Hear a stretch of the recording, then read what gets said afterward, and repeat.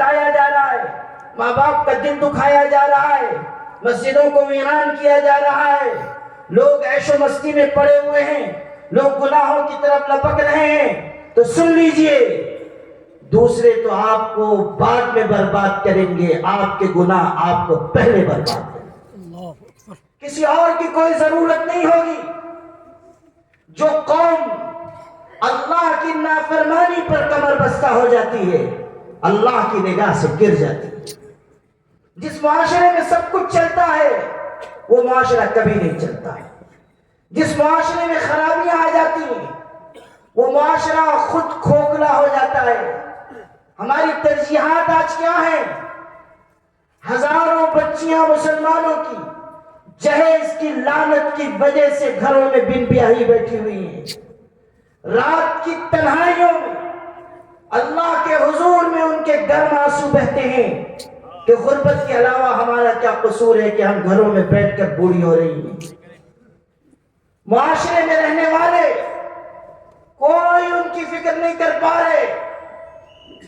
پہلے یہ ہوتا تھا کہ لوگ جہیز میں بائک مانگتے تھے، ٹی وی مانگتے تھے، کار مانگتے تھے، اب تو حال یہ ہے لوگ جہیز میں جہاز مانگنے لگے۔ مطالبات بڑھ رہے ہیں، حرص کا پیٹ بڑھتا جا رہا ہے۔ جہیز کا مطالبہ بے اتفاق علماء حرام، کوئی گنجائش نہیں ہے کہ آپ جہیز کا مطالبہ کریں۔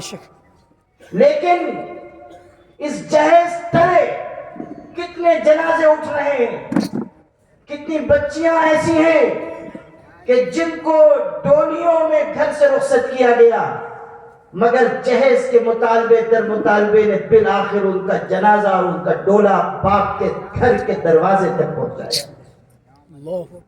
آپ پڑھیے میر تقی میر کتنا بڑا شاعر ہے، اکلوتی بیٹی تھی، جہیز کا دباؤ تھا، قرض لے کر بیٹی کو رخصت کیا، شادی ہو گئی، بیٹی رخصت ہو گئی، لیکن قرض والے پریشان کرنے لگے۔ بیٹی کو کہیں سے معلوم ہوا کہ باپ مقروض ہیں، پریشان ہیں، اندر ہی اندر وہ گھلنے لگی۔ بیٹیوں کو جو محبت ماں باپ سے ہوتی ہے، جو نازک رشتہ ہوتا ہے، وہ اندر ہی اندر پریشان ہے، گھل رہی ہے، یہاں تک کہ بیماری بڑھنے لگی۔ بیماری بڑھتے بڑھتے ایک دن اس درجے تک پہنچی کہ وہ بیٹی دنیا سے رخصت ہو گئی۔ اب باپ کے دروازے پر بیٹی کا جنازہ آیا ہے۔ باپ شاعر ہے، نازک و حساس دل رکھنے والا، بیٹی کا جنازہ دیکھتا ہے اور یہ پردرد شعر کہتا ہے، اب آیا ہے خیال اے آرام جائیں اس نامرادی میں، اب آیا ہے خیال اے آرام جائیں اس نامرادی میں، کفن دینا تجھے بھولے تھے ہم سامان شادی میں۔ ایک چیز رہ گئی تھی جو ہم تیرے سامان شادی میں نہ دے سکے، کفن بھی دے دیتے بات مکمل ہو جاتی۔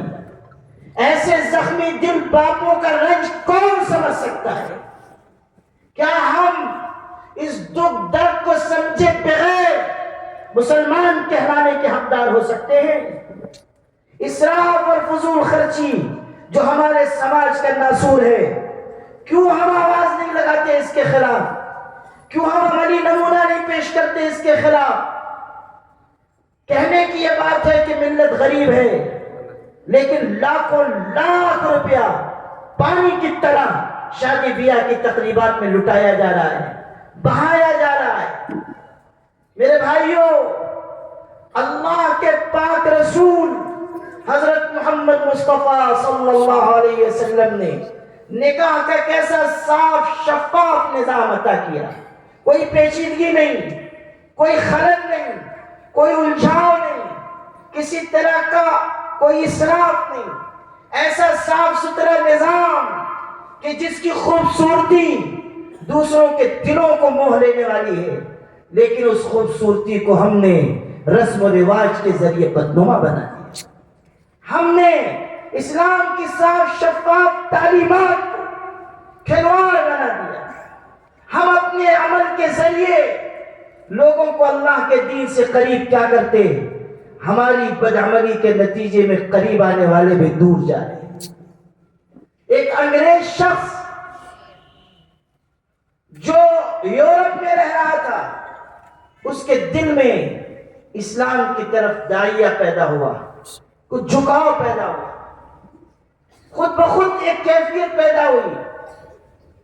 اس نے چاہا کہ اسلام کے بارے میں معلومات لے، اس نے کتابیں خریدی، پڑھا، متاثر ہوا، اور کتابیں خریدنی تھی، پیسے نہیں تھے، اس نے اپنی کار بیچ دی اور اس پیسے سے کتابیں خریدی، پڑھتا رہا یہاں تک کہ مسلمان ہو گیا۔ پھر اللہ نے اس کو وسعت دی، کشادگی دی، وہ مختلف مسلم ملکوں کے دورے پر نکلا، ہندوستان بھی آیا، مشرق وسطیٰ کا دورہ اس نے کیا، پھر اپنا سفر نامہ لکھا۔ اس سفر نامے کے مقدمے میں اس نو مسلم انگریز نے ایک بات لکھی ہے جو میں آپ کو سنانا چاہتا ہوں۔ اس نے یہ لکھا کہ جب میرے دل میں اسلام کی طرف رغبت پیدا ہوئی تو میں نے اپنی کار بیچی اور ایمان خریدا، لیکن جب میں نے مسلمانوں کو قریب سے دیکھا تو میرے دل سے یہ آواز آئی کہ تو نے کار بیچ کر ایمان خریدا اور مسلمان اپنے اپنے ایمان بیچ کر کاریں خرید رہے ہیں۔ یہ ہے ہم